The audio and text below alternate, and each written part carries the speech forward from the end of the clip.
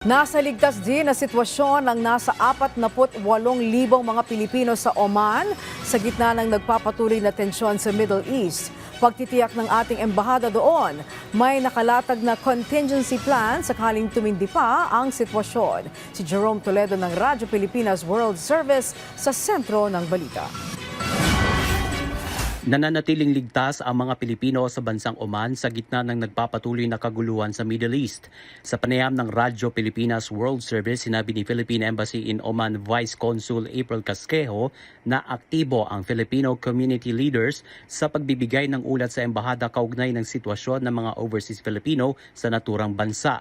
At dahil ipinag-utos ni Pangulong Ferdinand Marcos Jr. na tugunan ang pangangailangan ng mga Pilipino sa gitnang silangan, patuloy ang monitoring ng ating embahada sa Oman sa 48,000 na Pilipinong naninirahan at nagtatrabaho roon. Sa katunayan, tuloy-tuloy ang close coordination nila sa Department of Migrant Workers at sa Overseas Workers Welfare Administration sa ilalim ng One Country, One Team approach. Meron na ring inilatag na contingency plans ang embahada, kabilang narito ang temporary shelters na maaaring magamit ng ating mga kababayan sa oras na tumindi pa ang kaguluhan sa Iran at sa buong rehiyon.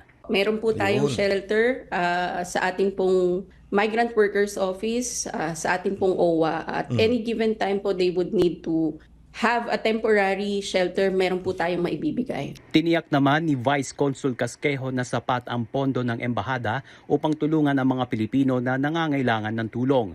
Sa kasalukuyan, wala pang natatanggap na request ang embahada mula sa mga Pilipino sa Oman na nais nang umuwi ng Pilipinas. Naman po ng mga Pilipino na sa ngayon at least we remain generally safe here in Oman. So sa ngayon po wala ho kaming natatanggap na ganong mga request patungkol dito.